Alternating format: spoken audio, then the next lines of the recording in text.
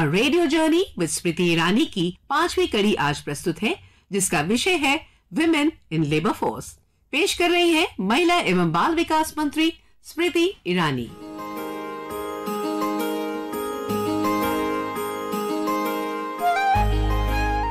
नई सोच नई कहानी में मैं स्मृति ईरानी आप सबका स्वागत करती हूँ।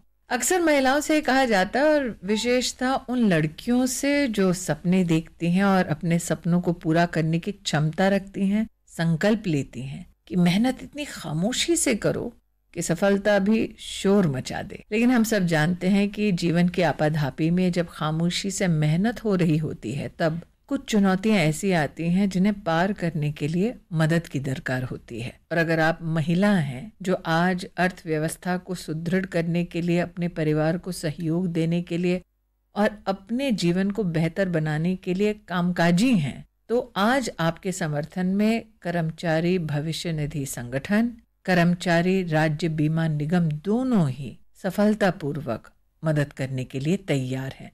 हम सब जानते हैं कि प्रधानमंत्री मोदी जी के नेतृत्व में महिला का जो राष्ट्रीय स्तर पर औसत योगदान है अर्थव्यवस्था में, उसमें 4% की वृद्धि हुई है। विशेषतः जब फीमेल लेबर फोर्स पार्टिसिपेशन का रेट प्रकाशित हुआ तो पूरे देश ने कामकाजी महिला के प्रति अपना गौरव दिखाया, उस गौरव की अनुभूति की। आज स्टूडियो में हमारे साथ हैं विशिष्ट महिलाएं जो कर्मचारियों के भविष्य की दृष्टि से उनके निधि को संग्रह कर उनको संगठन के माध्यम से, ईपीएफओ के माध्यम से समर्थन दिलवाती हैं। आप सबको बतलाना चाहूंगी कि साल 2014 में जब आपने प्रधान सेवक को देश में चुना, तब से लेकर अब तक 28 करोड़ अकाउंट्स देश भर में ईपीएफओ के सौजन्य से संरक्षित हैं। ये वो ईपीएफओ का संगठन है जो अब मोदी सरकार ने 2019 के बाद जम्मू कश्मीर और लद्दाख के हमारे नागरिकों को भी इसकी सुविधा पहुंचाई है। 2017 में अगर क्लेम फाइल करना होता, एक ज़माने में एक खिड़की से दूसरे खिड़की जाना पड़ता, और अब क्लेम फाइलिंग की सुविधा ऑनलाइन हो चुकी है। 2015 में डिजिटल लाइफ सर्टिफिकेट पेंशनर्स को देने की व्यवस्था हो चुकी। 2020 में ऑटो क्लेम सेटलमेंट और अलग अलग व्यवस्थाओं के माध्यम से, लोकेशंस के माध्यम से, विशेषतः कोविड के वक्त ऑटो क्लेम सेटलमेंट की, मल्टी लोकेशन क्लेम सेटलमेंट की सुविधा प्रदान की जा चुकी थी। जो सहायता है ईडीएलआई की, उसको बढ़ाया गया 6 लाख से लेकर 7 लाख तक। ऐसी कई विशेषताओं के साथ भरी है कर्मचारी भविष्य निधि संगठन और उसके संबद्ध सहयोगियों की कहानियां। 2 ऐसी विशिष्ट बहनें हमारे आज स्टूडियो में हैं। मैं निर्मल जी को बहन कहूं तो गलत नहीं होगा। वो नेशनल फर्टिलाइजर्स लिमिटेड में भारत सरकार के सानिध्य में लगभग 2 दशकों से काम कर रही हैं, और साथ ही आज हमारे साथ हैं वैदेही सिंह जो प्राइवेट सेक्टर में एचआर की भूमिका निभा रही हैं। तो निर्मल जी, पहले आपसे पूछना चाहती हूँ कि जो सरकारी संगठन से जुड़े लोग हैं उनको ईपीएफओ में क्या विशेष सहयोग मिलता है? ईपीएफओ की एक स्कीम है EDLI scheme, employee deposit linked insurance scheme. उसमें अगर कोई एम्प्लॉय पीएफ का मेंबर है, वो EDLI का मेंबर भी बनेगा। उसमें अगर उसकी with in service period death हो जाती है, इंश्योरेंस का क्लेम उसके नॉमिनी को, उसकी वाइफ को या उसके विडोअर को वो क्लेम मिलेगा 7 लाख के करीब। जब हम कहते हैं ज़्यादा से ज़्यादा अर्थव्यवस्था को ऑर्गेनाइज्ड करो, तो उसका एक अभिन्न अंग है ईपीएफओ, उसमें अकाउंट किसी कर्मचारी का खुलना। अब ये संरक्षण जो सरकारी क्षेत्र में काम करते हैं उनको तो मिलता है, लेकिन वैसे ही प्राइवेट सेक्टर में इसकी विशेष एक चुनौती रहती है। तो मुझे बताओ कि एचआर की तुम एक सीनियर एग्जीक्यूटिव हो, तो जब तुम्हें अपने कंपनी में जो लोग हैं उनको ईपीएफओ से जोड़ना होता है, तो क्या सोच रहती है एक प्राइवेट सेक्टर की कंपनी की? एक प्राइवेट सेक्टर की कंपनी होने के नाते हम चाहते हैं कि वो हमसे जुड़े रहें और हम उन्हें सारे जितने भी गवर्नमेंट बेनिफिट्स दे पा रही है उसका कुछ अंग तो हम भी प्रोवाइड कर सकें। इसके अंडर हम ईपीएफओ की हेल्प लेते हैं और उसके अंदर 3 बेनिफिट्स हम उनको देने की कोशिश करते हैं। पहला होता है प्रोविडेंट फंड, जिससे उनकी सैलरी का कुछ हिस्सा उनके रिटायरमेंट के बाद के लिए रखा जाता है। दूसरा पॉलिसी है पेंशन स्कीम, जिसके तहत अगर वो कुछ निर्धारित समय के लिए एक कंपनी में काम करते हैं तो उनकी पेंशन बनती है। और तीसरी है EDLI, जिसमें उनके देहांत के बाद उनको 2.5 लाख से लगभग 7 लाख तक उनको पैसे दिए जाते हैं। बात की जाए अगर चले जाने के बाद उनकी विडोज को या फिर विडोवर को एक अमाउंट डिफाइंड होता है जिसके तहत हम उन्हें पेंशन देते हैं आजीवन के लिए, जब तक उनकी विडो और विडोवर रहती हैं। उनके बच्चों को हम उसका 25% देते हैं जब तक वो 25 साल की एज क्रॉस नहीं कर देते हैं, 2 बच्चों। पहले लोगों का ये मानना है कि वो सरकारी नौकरी इसलिए चाहते हैं ताकि उन्हें इस प्रकार का ईपीएफओ का संरक्षण मिले या फिर ईएसआईसी का संरक्षण मिले। न सिर्फ बीमा की दृष्टि से बल्कि सरकार की ओर से अस्पताल की भी व्यवस्था रहती है। मुझे बताओ कि जब प्राइवेट सेक्टर का कोई व्यक्ति जुड़ता है इस पूरी व्यवस्था से, तो क्या मान लीजिए कल को आपके यहाँ नौकरी छोड़कर किसी नई कंपनी में नौकरी करे, तो क्या उनके ईपीएफओ का बेनिफिट उनके संग नई कंपनी तक भी जाता है या एक व्यक्ति को नया अकाउंट फिर से खोलना पड़ता है? क्योंकि एक जमाने में निर्मल जी को याद होगा ये माथापच्ची प्राइवेट सेक्टर के लोगों को करनी पड़ती थी। 2014 में यूएएन नंबर आया, यूनिवर्सल अकाउंट नंबर, जिसके तहत आप अपने पीएफ के अमाउंट को दूसरी कंपनी में जाते हैं तो आप वो ट्रांसफ़र करवा सकते हैं। सिमिलरली अगर आपका पेंशन बन रहा है तो वो दूसरी कंपनी में जाके वो सारे बेनिफिट्स ट्रांसफ़र हो जाएंगे और आपको कंटिन्यूएशन ऑफ बेनिफिट्स मिलता रहेगा, इररिस्पेक्टिव आप कौन सी कंपनी में कितने टाइम काम कर रहे हैं कि नहीं। जैसे कि वैदेही ने कहा कि यूनिवर्सल अकाउंट नंबर नहीं होता था, तो जो कर्मचारी उसकी जद्दोजहद तो यही रहती थी कि हे भगवान नौकरी जकड़ के रखो, पकड़ के रखो, वरना ये सारा का सारा जो पीएफ है वो उसी नौकरी के साथ स्वाहा हो जाएगा। तब क्या कठिनाई होती थी और अब क्या सहूलियत है? यूएन नंबर आने के बाद बहुत आरामदायक हो गया है। जैसे अकाउंट ट्रांसफर करवाना, सपोज एक कोई नौकरी छोड़ जाता है और दूसरी ऑर्गेनाइजेशन में जाता है, पीएफ तो उसका ट्रांसफर हो जाता है, एंड सेम जो ईपीएफओ के पास हमारा पेंशन का अमाउंट है वो भी ट्रांसफर हो जाता है। यूएन के साथ वो बहुत ईजी हो गया, ऑनलाइन ट्रांसफर हो जाता है इजीली। हमारा देश मुख्यतः एक सेविंग्स प्रधान देश है। मतलब हम जब नौकरी पेशा लोग होते हैं तो ये नहीं है कि तनख्वाही तो पूरी की पूरी उड़ा दी। बचपन से सबको सिखाया जाता है कि थोड़ा अंश एक जो है बचा कर रखो, और कहीं ना कहीं ये महिला के दृष्टिकोण से तो एक विशेष स्वभाव सा बन जाता है। तो ईपीएफओ में अगर हम देखें कि महिलाओं की संख्या धीरे धीरे बढ़ रही है सेविंग्स की दृष्टि से, लेकिन आज हमारे साथ स्टूडियो में कर्मचारी राज्य बीमा निगम के अंतर्गत चलाए जाने वाले अस्पतालों की भी लाभार्थी यहाँ पर उपस्थित हैं। कौशल्य जी, आप हाउसकीपिंग स्टाफ में से हैं, एक प्राइवेट कंपनी से। वैसे मैं बता दूं, मेरी माँ भी एक जमाने में एक होटल में हाउसकीपर हुआ करती थी। मैंने सुना है 2021 में आपके पतिदेव को हार्ट अटैक हुआ और फिर आपको ऐसी सरकारी व्यवस्था से मदद मिली। हाँ जी मैम, वहीं से मैं व्यवस्था मिली, बहुत अच्छा इलाज हुआ, बहुत बढ़िया।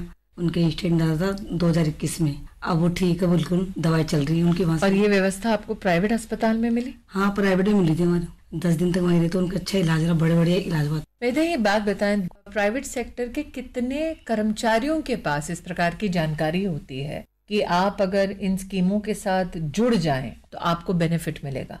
हम पूरा प्रयत्न करते हैं, समय समय पे हम अपने कैंप्स और हेल्प डेस्क लगाते रहते हैं कि लोगों को पता चले। अलॉन्ग विद दैट न्यूज़पेपर में और हमारी मोदी सरकार इतना ज़्यादा पब्लिसिटी कर रही है, एक्सप्लेन कर रही है कि चीज़ों को, जैसे आप जैसे मंत्री आके अगर रेडियो पे ये सब चीज़ें बता रहे हैं, तो मुझे पूरी उम्मीद है कि जिस रेट से हम लोग बढ़ रहे हैं 100% of the females will be coming to know the profits and the benefits. धन्यवाद वैदेही। जैसे कि श्रोता हमारे जानते हैं कि आप अगर ऐसे कर्मचारी हैं जो ऐसी कंपनी में व्यवस्था में जुड़े हैं, निश्चित रूप से आज आप आग्रह करें अपनी कंपनी से कि आपको ईपीएफओ और ईएसआईसी, कर्मचारी राज्य बीमा निगम और कर्मचारी भविष्य निधि संगठन, इन दोनों ही संस्थानों के बारे में आप जानकारी प्राप्त कीजिए। अगर आप वो सज्जन या वो महिला हैं जो कंपनी में काम करते हैं और अपने कर्मचारियों के संरक्षण की जिम्मेदारी है आपके पास, तो मेरा आपसे विशेष आग्रह है कि आप ईपीएफओ से, ईएसआईसी की स्कीमों से जुड़ें। सरकार की व्यवस्था है संरक्षण करने के लिए, तो निश्चित है,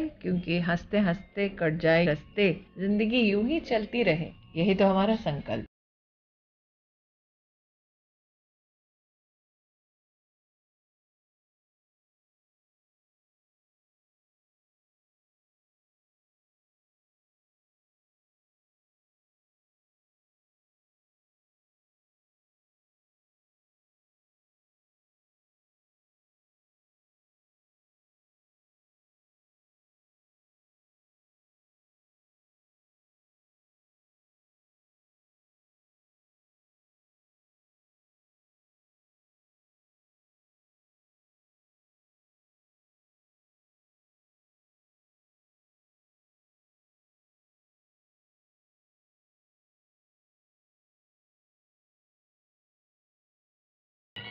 क्या चिंता आपकी परीक्षा की तैयारी में बाधा बन रही है और आप परिणामों के बारे में चिंतित हैं?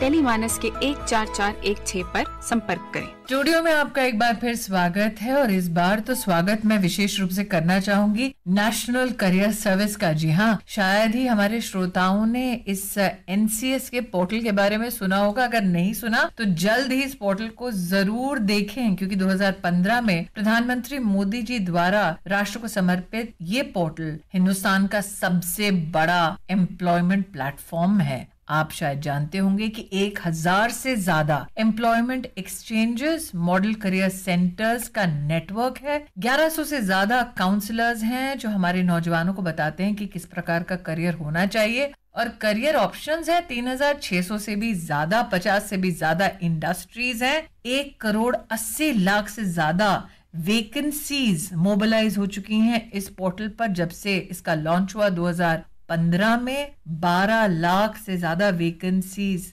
अवेलेबल है, मतलब वर्तमान में अवेलेबल है। अगर आप चेक करना चाहें तो जाकर चेक करें। 18 लाख ऐसे लोग, ऐसी संस्थाएं इस पोर्टल पर उपलब्ध हैं जो रजिस्टर्ड हैं, जो तलाश रहे हैं किसी कर्मचारी की, किसी सहयोगी की, किसी ऐसे व्यक्ति की जिसको स्वयं नौकरी की तलाश हो। और 2 लड़कियां आज हमारे संग है जिनकी नौकरी की तलाश इस पोर्टल पर आकर समाप्त हुई, और दोनों में कॉमन है HRIT कॉलेज गाजियाबाद। जी हाँ, इस कॉलेज में एक जॉब फेयर लगा था जिसमें शिवांगी पहली बार परिचित हुई NCS से, और साथ ही अतीबा सैफी हैं। और मजे की बात यह है दोनों एक ही कॉलेज में और एक ही कंपनी में अब काम कर रहे हैं। तो शिवांगी, तुमसे शुरू करती हूँ। तुम भी गाजियाबाद से हो, मुरादनगर से।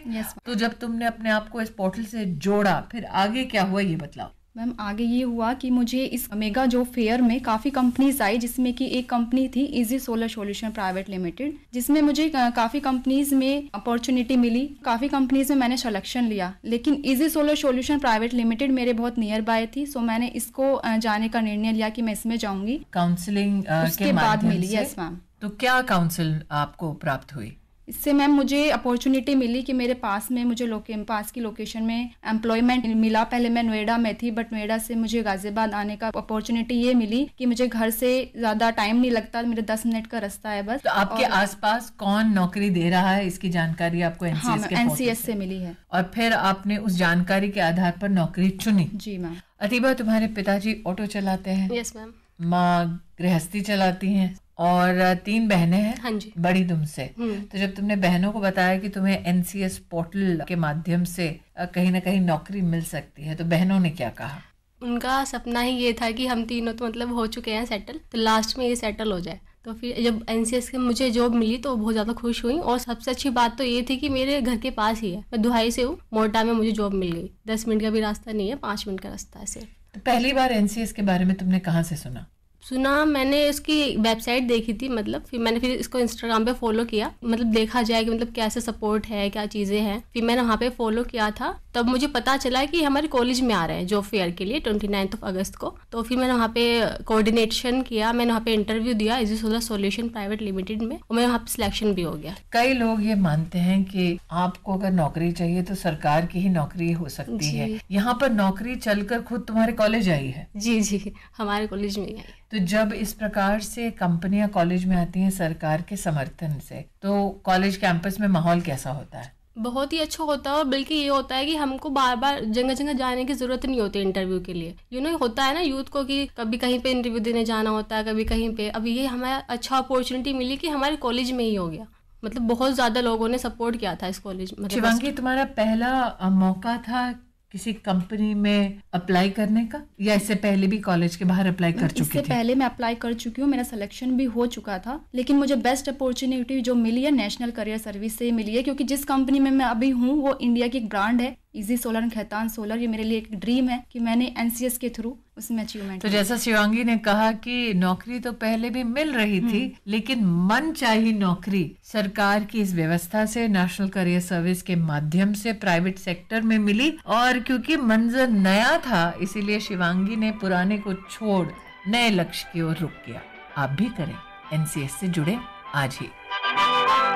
लिए सपने निगाहों में, चला हूँ तेरी राहों में, लिए सपने निगाहों में, चला हूँ तेरी राहों में, जिंदगी आ रहा हूँ मैं, जिंदगी आ रहा हूँ मैं।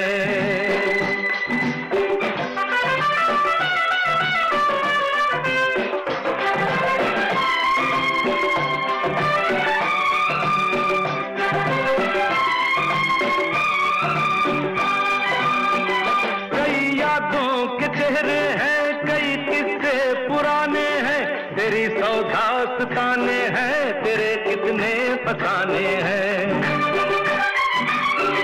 कई यादों के चेहरे हैं, कई किस्से पुराने हैं, तेरी सौगास्ताने हैं, तेरे कितने फसाने हैं। क्या आपको नींद में परेशानी होती है?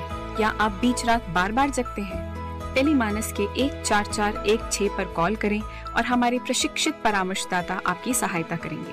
Welcome back. 140 करोड़ के देश में आज 5 ऐसी विशेष महिलाएं हैं जो हमारे स्टूडियो में इस वक्त आपसे मुखातिब होने वाली हैं, जो एक विशिष्ट काम करती हैं। अगर मैं आपसे कहूं कि 140 करोड़ की आबादी में सिर्फ शायद ही 100 ऐसी औरतें होंगी जो इस क्षेत्र में काम करती हैं, तो आप भी सोच रहे होंगे ये कौन सा करियर है जहां पर 100 से भी कम औरतें काम करती हैं। ये क्षेत्र है माइनिंग का।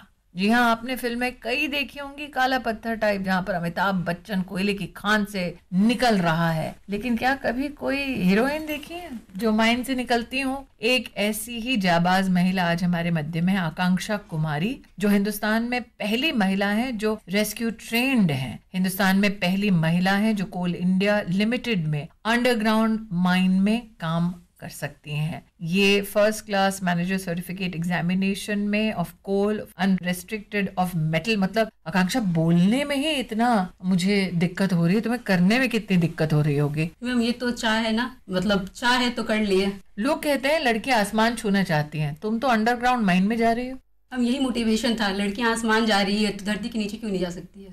और जब तुमने ये निर्णय लिया तो परिवार में या फिर तुम्हारे जिस इलाके से तुम हो वहाँ पे लोगों का रिएक्शन क्या था?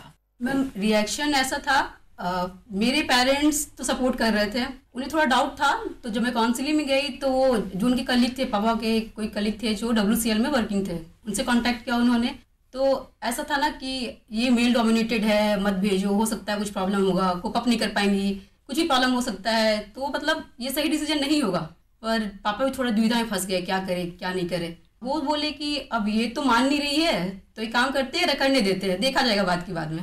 तुम हजारीबाग झारखंड से हो और झारखंड का वो क्षेत्र अछूता नहीं है माइनिंग के लिए, लेकिन एक लड़की का अंडरग्राउंड माइन में काम करना, तो पापा की बात तो ठीक, लेकिन जब तुम अंडरग्राउंड माइन में काम करने के लिए दूसरे पुरुषों के साथ जा रही थी तो तुम्हारे आसपास के सहयोगियों का क्या रिएक्शन था? मैं पहला कैरियर स्टार्ट की हिंदुस्तान जिंक से 2018 में, तो मेन इंस्पिरेशन मुझे वहीं से मिला, मतलब मैं कर सकती हूँ, और सब लोग बहुत सपोर्टिव थे। आप धरती के 60 फुट नीचे जब जाते हैं आकांक्षा, तो कुछ लोगों को ये गलत फहमी होती है कि फिजिकली बहुत ही इंटेंसिव वो एक काम होता है। तो फिजिकलिटी की दृष्टि से, मतलब शारीरिक बल की दृष्टि से, जब महिलाओं को देखा जाता है अंडरग्राउंड माइनिंग में, तब आपके पास क्या ऐसे कोई प्रश्न उठते हैं कि कितना मशीन बेस्ड आपका काम है, कितना फिजिकल आपका काम है? मैं जिस माइन से अभी हूँ वो 100 मीटर नीचे है।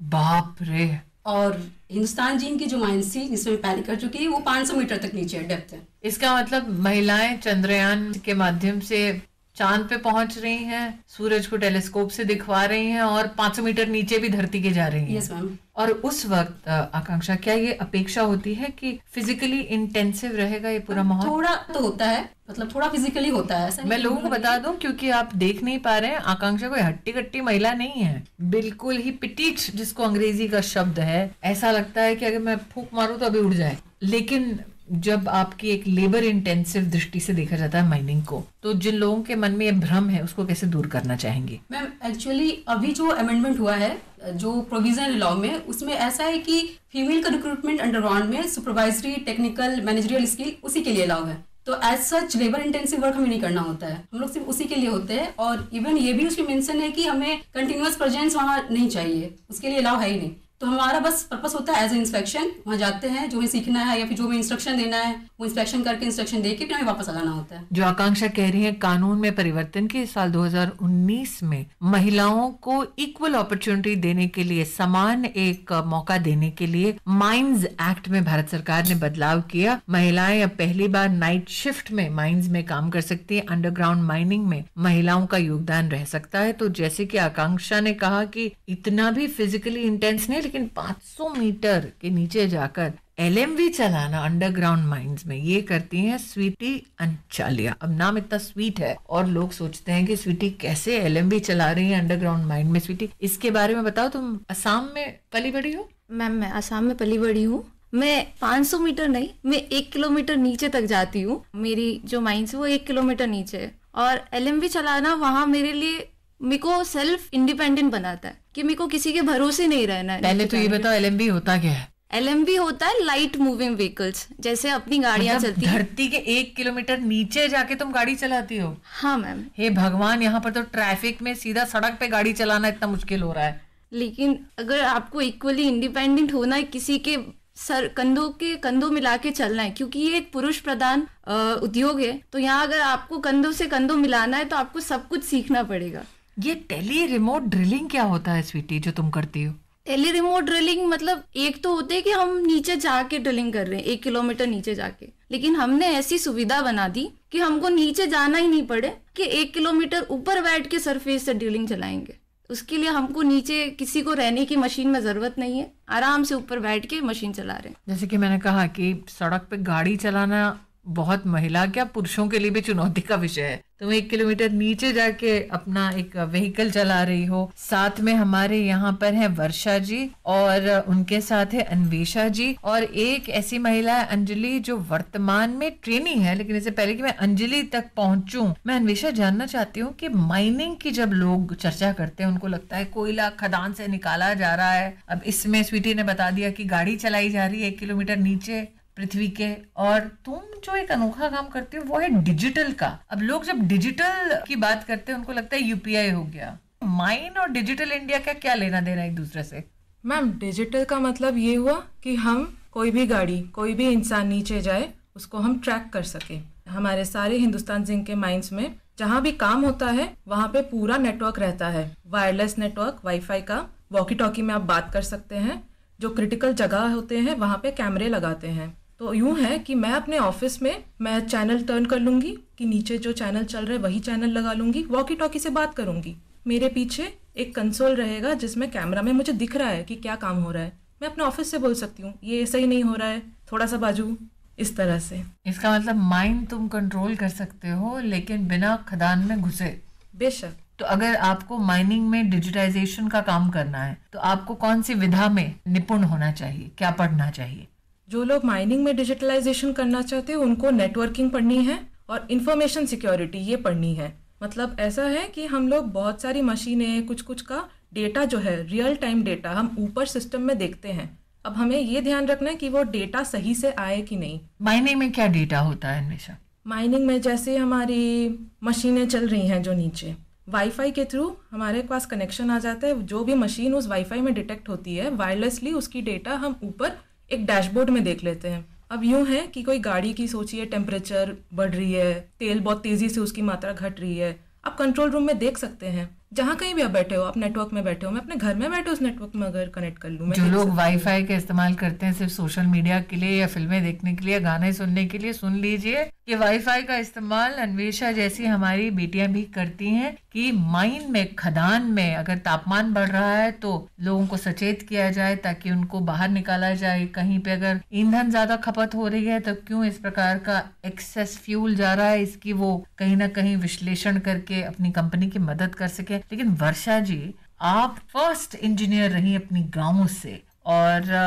आप राजस्थान से हैं। आपने जब शुरुआत की, और एक तो माइनिंग अपने आप में एक बहुत ही दुर्गम क्षेत्र है जहाँ पे महिलाएं काम करती हैं, उसमें आपने, और जैसे स्वीटी नीचे गाड़ी चला रही है, आप हैवी अर्थ मूविंग मशीनरी का काम करती हैं। तो जब आपने ये वाला निर्णय लिया लाइफ में और आपकी तो वो मशीनरी है जो माइन में हम फिल्मों में देखते हैं, ब्लास्ट हो गया, तो वो सब आप हैंडल करती हैं। तो जब आपने ये निर्णय लिया, लोगों का रिएक्शन क्या था? मेरा गांव बेसिकली एक कृषि प्रधान गांव है, जहाँ पे 90% लोग किसान रहते हैं और 10% लोग जो फिर डेविएट हो गए वो टीचिंग में चले गए। मेरी जनरेशन में शायद मैं पहली ही हूँ जो अदर देन टीचिंग में मैंने फुट फॉरवर्ड रखा। और आई हैव टू से मेरे parents they are both working. My father is an ex air force man and now he is a teacher. My mother is also a teacher. उन्होंने कभी देखा आपको operate करते हुए machine जब ब्लास्ट हो रहा है? मैम मेरा जैसे मैंने बताया मेंटेनेंस का रहता है, तो क्योंकि हमारी माइंस हाईली मैकेनाइज्ड माइंस है, उसमें स्टेप बाय स्टेप जितना भी काम होता है सब मशीन के द्वारा होता है। एक्सप्लोरेशन से लेके लास्ट में जो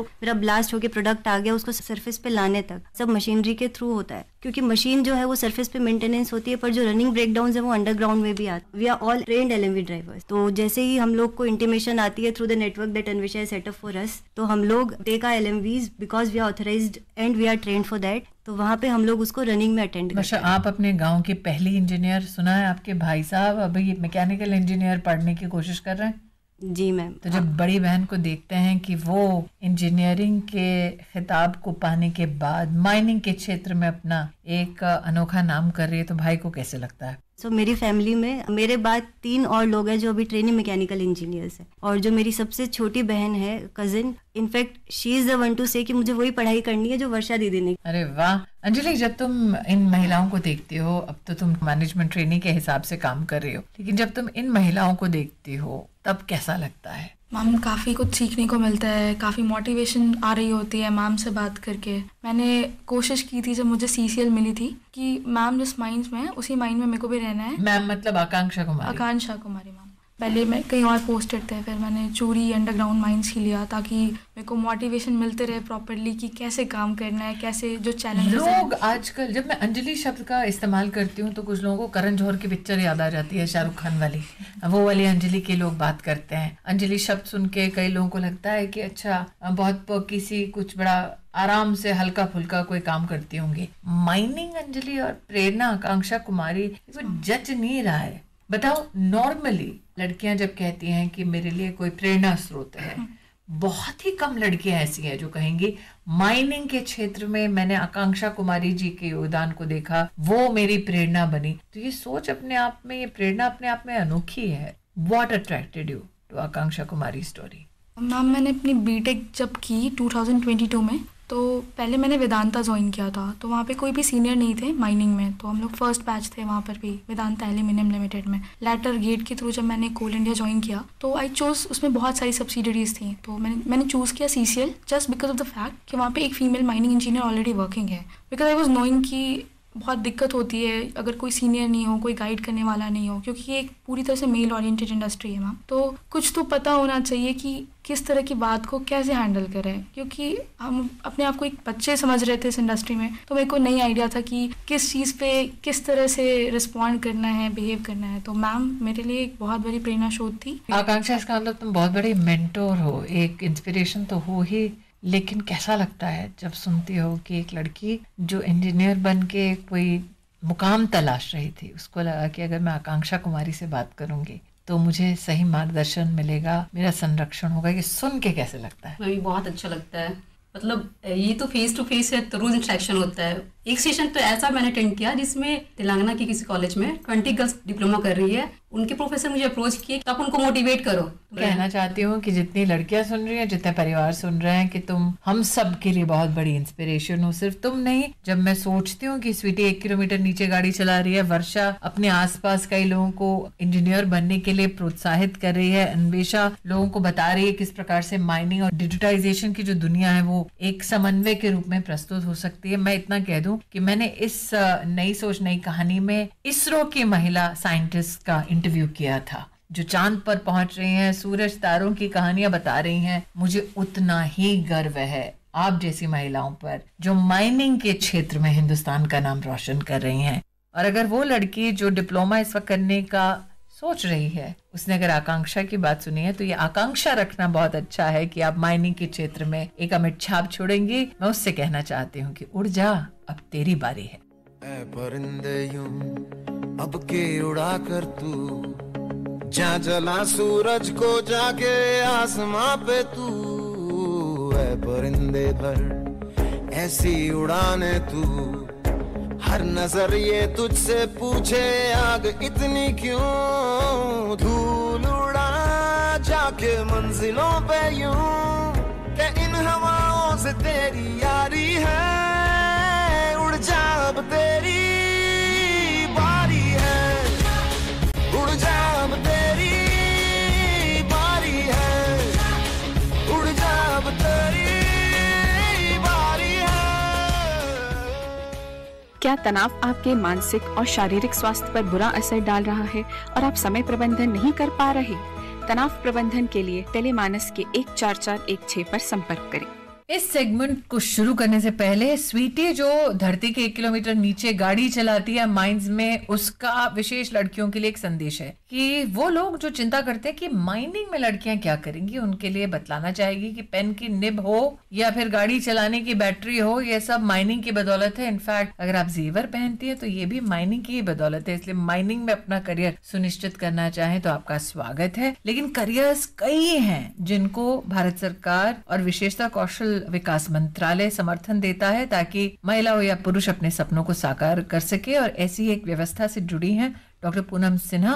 पूनम जी, निस्बट के माध्यम से सरकार कौशल विकास में क्या क्या सहयोग देती है? NIESBUD National Institute for Entrepreneurship and Small Business Development, Ministry of Skill Development and Entrepreneurship की एक नेशनल लेवल संस्था है जो ट्रेनिंग, रिसर्च और कंसल्टेंसी सर्विस प्रोवाइड करती है, जिससे कि स्वरोजगार को बढ़ावा मिल सके, उद्यमिता को बढ़ावा मिल सके। मंत्रालय की विभिन्न स्कीमों के द्वारा तथा अन्य मंत्रालयों की विभिन्न स्कीमों के द्वारा उद्यमिता और स्वरोजगार को बढ़ावा देते हैं। और ये जो महिलाएं हैं उन्होंने संस्थान की विभिन्न स्कीमों में ट्रेनिंग ली है, उसके बाद ये आज अपने पैरों पे खड़ी। ट्रेनिंग की अगर हम विशेषता कहें तो कोई भी काम छोटा नहीं होता। जी हाँ, आप में से कई लोग जानते हैं कि भारत में सेल्फ हेल्प ग्रुप से हमारी जुड़ी महिलाएं लगभग 9 करोड़ की संख्या में हैं। उन्हीं में से एक है दीपावली, और दीपावली करती है काम अगरबत्ती और धूप बनाने का। एक सेल्फ हेल्प ग्रुप तुम हो हिमाचल से, और तुमने कौशल विकास के इस कार्यक्रम से जुड़कर अब 7 महिलाओं को काम दिया है। दीपावली 20 महिलाएं जो ऐसे जो हम इकट्ठे काम करती हैं। तो तुम्हें किस प्रकार की मदद मिली निस्बत से? मैम, जब मुझे ये ट्रेनिंग हुई तो उसमें मुझे पता चला कि अपने बिजनेस को कैसे हम बढ़ा सकते हैं और कैसे हम अपना इसको रजिस्टर कर सकते हैं, कैसे इसको अपनी मार्केटिंग को, जो अपना प्रोडक्ट जो हम देश विदेश तक पहुँचा सकते हैं। और आज तुम लगभग हिमाचल प्रदेश के हर जिले में अपना काम कर रही।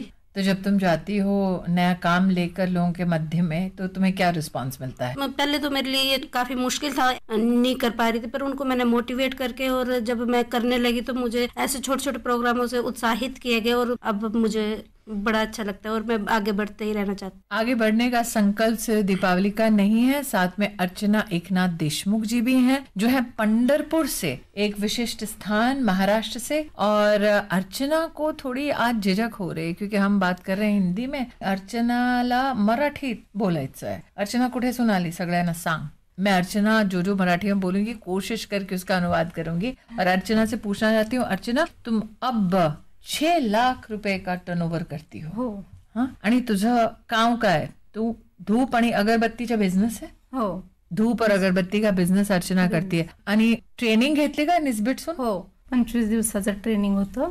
त्याच्यामध्ये सरांनी धूप अगरबत्ती कशी बनवायची, जास्त म्हणजे बनवत होतो अगोदर, पण कधी विजायचं कधी काहीतरी व्हायचं, मग सरांनी सांगितल्यामुळे त्यात परत बदलाव केला। तुझ्या कंपनीमध्ये आता किती लोक आहे? 8-10 लोक। आणि मार्केटिंगची पण ट्रेनिंग घेतली का? घेतली। आणि कुठे कुठे आता काम झालंय तुझं? काम पुणे, मुंबई। तो अर्चना ने कहा है पुणे, मुंबई जैसे शहरों में उसका काम है। 8 से 10 लोगों को उसने अब रोजगार दिया है और निस्बिट के माध्यम से न सिर्फ अगरबत्ती और धूप का व्यापार कैसे करे बल्कि उसकी मार्केटिंग भी कैसे करे, ये अर्चना एकनाथ देशमुख ने निस्बिट और भारत सरकार के सौजन्य से सीखा। मतलब एक तरफ दीपावली धूप और अगरबत्ती का काम कर रही है हिमाचल के अब हर जिले में। अर्चना पंढरपुर से अब पुणे और मुंबई में किसी न किसी मार्केट में आपको जरूर दिखाई देगी। लेकिन कविता जी, आप है उत्तराखंड से, आपने वर्मी कंपोस्ट का काम शुरू किया। मेरी जैसे यंग एज मैरिज हो गई थी और इस वजह से मैं कोई रोजगार परक शिक्षा नहीं ले पाई थी, लेकिन जीवन एक संघर्ष है और एक मतलब 15 साल के बाद में डिवोर्स के बाद जो है 2 बच्चों के साथ में एक सेपरेट मदर थी, जिसमें मेरे सामने चैलेंज था कि मुझे कुछ ना कुछ जो है अपने बच्चों को अच्छी शिक्षा और अच्छे जीवन को देने के लिए करना था। और कोविड के दरमियान मेरे को एक बात और समझ में आ गई थी कि आने वाले टाइम में जो है एग्रीकल्चर बेस्ड जो बिजनेस होंगे वो हमेशा चलेंगे, क्योंकि कोविड में जो है ये बिजनेस रन करता रहा। तो प्रधानमंत्री जी की मैंने वर्मी कंपोस्टिंग के मन की बात में जो है वर्मी कंपोस्ट के बारे में सुना था, तो मैंने इसके बारे में सर्च किया। फिर बहुत कम जगह पे मैंने वर्मी कंपोस्ट स्टार्ट कर दिया था कोविड के टाइम पे। फिर मैं प्रोडक्शन में करने लगी थी, लेकिन बिजनेस स्किल सीखने के लिए मैंने EDP की ट्रेनिंग जो थी वो निस्बत से ली है। उसके बाद आज मेरे पास में 6 यूनिट है और 10 से 15 लोग काम करते हैं। मेरे सामने खुद के सामने लाइवलीहुड एक चैलेंज था, आज मैं 15 लोगों को अपने साथ रोजगार दे के चल रही हूँ। तो जो एक जमाने में कविता निराश हुआ करती थी, अब आशा की किरण बनी है कई लोगों के लिए, और यही आशा सीता भट्ट भी इसका संचार करती हैं। दोनों महिलाएं, कविता हो या सीता, देहरादून उत्तराखंड से हैं। एक तरफ वर्मी कंपोस्ट का काम और यूनिट चला रही हैं कविता, और दूसरी ओर सीता जी आप तो डिटर्जेंट भी बनाती हैं, फिनाइल भी बनाती हैं, क्या क्या करती हैं? मैम मैं डिटर्जेंट भी बनाती हूँ। हर्बल गाय के गोबर से दिए, जो हमारे आदरणीय प्रधानमंत्री जी का सपना है कि लोकल फॉर वोकल के तहत, तो मैं हस्त निर्मित गाय के गोबर से दिया भी बनाती हूँ। जहाँ तक डिटर्जेंट की बात है तो मैंने खादी ग्राम उद्योग से 2.5 लाख का लोन लिया, उसमें 35% की हमें सब्सिडी मिली और मैंने एक यूनिट लगाया। अब उसको विस्तार करने के लिए कैसे हमने मार्केटिंग करना है, किस तरह हमने उसकी पैकेजिंग करनी है, इसके लिए हमें निस्बत में ट्रेनिंग के लिए 10 दिन की ट्रेनिंग के लिए हमें भेजा गया। पूनम जी कैसा लगता है जब इन महिलाओं को आप सुनती हैं? जैसे कि कविता ने कहा उसके जीवन में संघर्ष चल रहा था, एक सिंगल मदर है डिवोर्स के बाद, और अब सीता जी का तो प्लान है भाई मैं विस्तार करना चाहती हूँ, बिजनेस एक्सपैंड करना चाहती हूँ। अर्चना मंद मंद मुस्का रही है, भले ही मराठी में बोला उसने, लेकिन शुरुआत की एक छोटी से इलाके से और अब पुणे मुंबई जैसे कई तेज तरार शहरों में उसका काम, उसका व्यवसाय बढ़ रहा है। दीपावली अब पूरे हिमाचल में उसका डंका बज रहा है। जब आप ऐसे लाभार्थियों की कहानियां स्वयं सुनती हैं, उनको देखती हैं प्रत्यक्ष, एक ऑफिसर होने के नाते आपको कैसा लगता है? मैम बहुत ही अच्छा लगता है, और इनके ऊपर मैंने 3 इस तरह की किताबें भी लिखी हैं जिसमें सक्सेस स्टोरी स्वावलंबन की ओर लिखी है। और मुझे लगता है कि हमारा जो नौकरी करने का उद्देश्य है वो सफल हो जाता है जब हम इन लोगों को सफल देखते हैं, तो ऐसा लगता है कि हम ही सफल हो गए। जैसा कि पूनम जी ने कहा, सफलता के पैमाने ही ये हैं कि जिसका आप सहयोग कर रहे हैं वो सफल हो, और यही तो नए भारत और विकसित भारत का संकल्प है कि एक दूसरे का साथ निभाएं, ताकि हिंदुस्तान को पूर्ण रूप से अगर विकसित करना है तो एकजुट हो जाए अर्थव्यवस्था को, समाज को सुदृढ़ करने के लिए। यही है मंजर विकसित भारत का, नया है, अनोखा है। कांधे पे सूरज टिका के चला तू, हाथों में भर के चला बिजलियां, कांधे पे सूरज टिका के चला तू, हाथों में भर के चला बिजलियां। तूफान भी सोचे जिद तेरी कैसी, ऐसा जुनू है किसी में कहा। बहता चला तू, उड़ता चला तू, जैसे उड़े बेधड़क आंधिया। बहता चला तू, उड़ता चला तू, जैसे उड़े आंधिया। मंजर है ये नया, मंजर नया, मंजर है ये नया, कि उड़ रही है बेधड़क सी आंधियां। मंजर है ये नया, मंजर नया,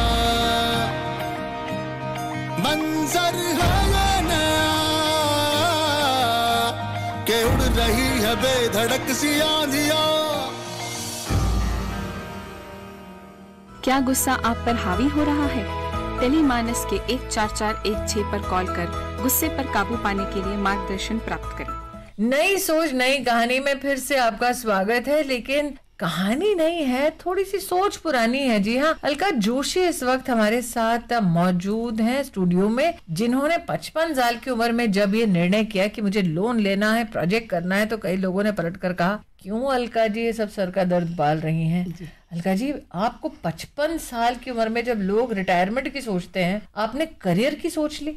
पहले मुझे इस तरह का मौका मिला ही नहीं। काम तो मैं पहले भी छोटे छोटे बहुत करती थी, लेकिन 2018 में मैं स्वयं सहायता समूह से जुड़ी। तो स्वयं सहायता समूह की मीटिंग वगैरह में जाती थी, तो वहाँ पे मुझे पता चला कि निस्बत वाले आए हैं और वो ट्रेनिंग देते हैं महिलाओं को रोजगार शुरू करवाने के लिए। तो मेरे मन में भी आया कि मैं छोटे छोटे काम तो बहुत साल से कर रही हूँ, कुछ फायदा नहीं हुआ आज तक, एक बार लोन लेके कुछ बड़ा काम करके देखती हूँ। घर आई, बच्चों से सलाह की, बच्चों ने कहा मम्मी इस उम्र में क्या काम करोगी, बेइज्जती हो जाएगी अगर नहीं चला पाए तो। पहले तो चलो मान भी जाती, बच्चों ने आपकी बेइज्जती कर दी इसलिए आपने कहा अब तो दिखाती हूं। अब तो मैंने करके दिखाना है, और मैंने करके भी दिखाया। मैंने 7.5 लाख रुपए लोन लिया, निस्बत से ट्रेनिंग ली, उसके बाद मैंने पेपर गिलास बनाने की मशीन लगाई, और उस मशीन से जो मुझे इनकम हुई, अपने साथ मैंने 4 महिलाओं को भी जोड़ा। उस इनकम से मैंने दोना पत्तल बनाने की 2 मशीनें ली, उसमें भी 2 महिलाएं लगाई मैंने अपने साथ। मैं बिल्कुल अनपढ़ थी, मेरे अपने परिवार वाले सब कहा करते थे कि एक तो ये अनपढ़ है, ऊपर से अब उम्र इतनी हो गई है, उसके बाद ये बिजनेस करने निकली है। लेकिन आज जब मुझे अवार्ड मिलते हैं कई जगह से, तो वो लोग मुझे बधाइयाँ देते हैं। देखा, अलका जी ने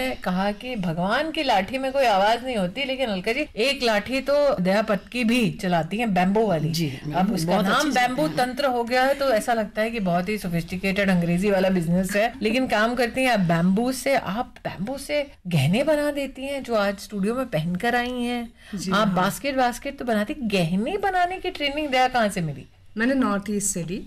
दरअसल मैं एक ऐसी चीज में काम करती हूँ जिसकी मैं फसल भी उगाती हूँ और जिससे मैं गहने भी बनाती हूँ। मेरे पास रॉ मटेरियल तो काफी था, तो इससे क्या क्या बना सकते हैं उसमें से मैंने ज्वेलरी चुनी और ज्वेलरी बनाना शुरू कर दिया। एक बात बताओ दया, जब तुम अलका जी जैसी महिलाओं को देखती हो, तुमने तो स्किल डेवलपमेंट के दृष्टिकोण से कई विषयों पर विशेष ट्रेनिंग पाई। एक एज का फैक्टर क्या रहता है वाकई में?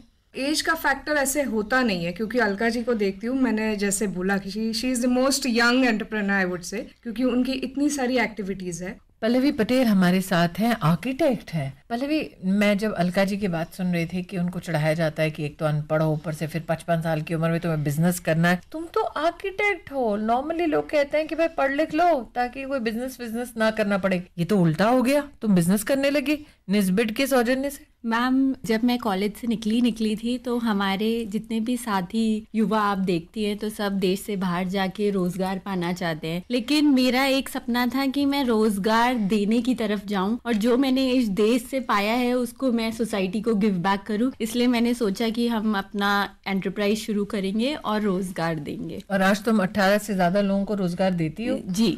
और जब तुम्हारी आर्किटेक्चर के वक्त पढ़ाई करने के साथी सहयोगी अब तुमसे बात करते हैं जो नौकरियां कर रहे हैं कहीं पे, वो क्या कहते हैं तुम्हें? वो मैम बहुत इंस्पायर्ड है इस चीज़ को लेके, और मेरे साथी कई आर्किटेक्ट्स अब अपना इनिशिएटिव शुरू कर रहे हैं और मेरी तरह रोजगार देने का काम कर रहे हैं। मैं श्रोताओं से कहना चाहती हूँ कि प्रधानमंत्री जी ने न सिर्फ जनधन योजना की शुरुआत की, जिसके अंतर्गत देश में 50 करोड़ से ज्यादा हिंदुस्तानियों के जीवन में पहली बार बैंक का खाता खुला। 24 करोड़ उसमें से महिलाएं थी जिनका जीवन में पहली बार बैंक का खाता खुला, और बैंक चल के उनके घर तक दस्तक देता रहा कि आप अब अर्थव्यवस्था से एक शक्तिशाली रूप में जुड़िए। फिर प्रधानमंत्री जी ने राष्ट्र को समर्पित किया मुद्रा योजना से आज 30 करोड़ से ज्यादा लोन जो देश भर में व्यवसाय के लिए, स्वावलंबन के लिए दिए गए, उसमें से 70% लाभार्थी महिलाएं निकली। फिर प्रधानमंत्री जी ने घोषणा की स्टैंड अप इंडिया की, मतलब महिलाएं, पुरुष और जो लोग जनजातीय क्षेत्र से हैं, जो लोग सामाजिक समुदायों से हैं जहां पर चुनौतियों का उन्होंने सामना किया,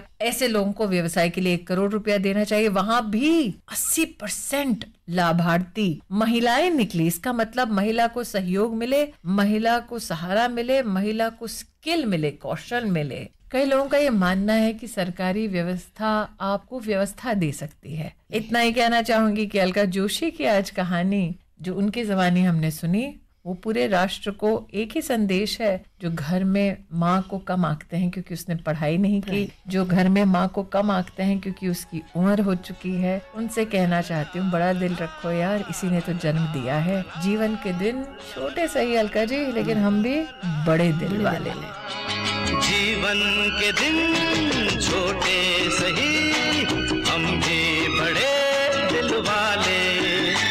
कल की हमें फुर्सत कहाँ, सोचे जो हम मत वाले। जीवन के दिन छोटे सही, हम भी बड़े दिल वाले। कल की हमें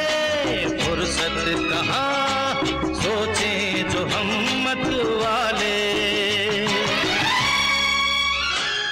अभी आप सुन रहे थे कार्यक्रम नई सोच नई कहानी और radio journey with Smriti Irani की 5वीं कड़ी। विषय था विमेन इन लेबर फोर्स। सुनते रहे आपकी अपनी वाणी आकाशवाणी।